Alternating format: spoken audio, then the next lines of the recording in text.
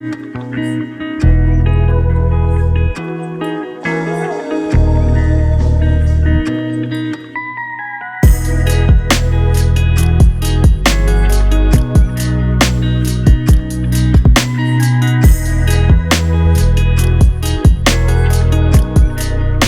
pas mal d'années, à l'intérieur de mon travail, il y a des questions qui reviennent constamment. Alors la question de la procréation, la question de la fertilité, de la femme. Et l'Amazone érogène est arrivée après une histoire personnelle qui m'est tombée dessus. C'est un cancer du sein. Et en fait, j'ai cherché comment transformer cette expérience en ce que je savais faire, la sculpture, mon travail. L'Amazone érogène est en fait une œuvre qui est venue de cette expérience, un peu comme une catharsis.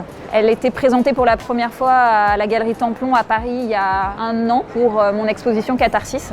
Et c'était une nuée de flèches qui arrivait vers une cible en forme de sein, mais en taille, on va dire, humaine. Et puis, quand Le Bon Marché m'a proposé de réaliser une exposition in situ, j'ai décidé de reprendre cette œuvre-là et de la transformer pour les atriums du Bon Marché et les vitrines. La carte blanche du Bon Marché, moi, ça a été surtout une décision que j'ai prise avec plaisir parce que j'arrivais après une lignée d'artistes que je respecte beaucoup. Toute cette lignée d'artistes vraiment m'a inspirée et j'étais la première artiste française qui les invitait.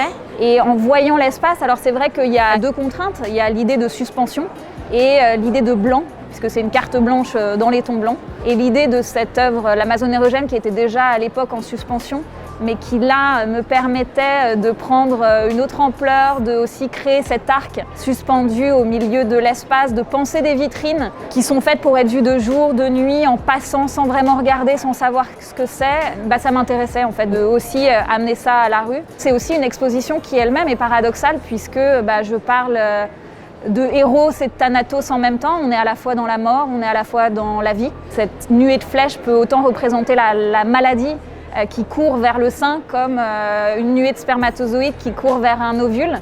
On peut aussi y voir la guerrière, l'aspect de guerre, mais aussi d'amour.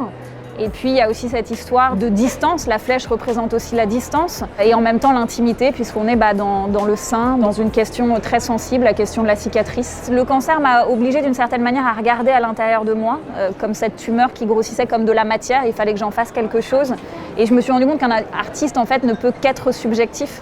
Et j'ai essayé de transformer cette expérience qui m'arrivait en quelque chose qui pouvait à la fois m'aider moi, mais aider aussi d'autres personnes passant à travers cette épreuve. Pour moi aussi, c'était de travailler avec un matériau qui symbolise la vie. Le bois, c'est un matériau vivant qui travaille, qui à partir du cœur crée des craquelures. Ces craquelures représentent aussi les cicatrices qu'on a tous en nous. Et donc le bois était le choix principal que j'ai fait. On a travaillé avec une peintre incroyable qui a reproduit les cicatrices à partir de mes dessins. Et les anneaux du bois, surtout, qui sont ces cercles de vie. Cette idée que les cicatrices nous représentent, elles marquent toutes les étapes de notre vie. Et de la même manière, quand on coupe un arbre, on a tous les cercles de vie qui représentent quand les printemps ont été doux et les hivers difficiles.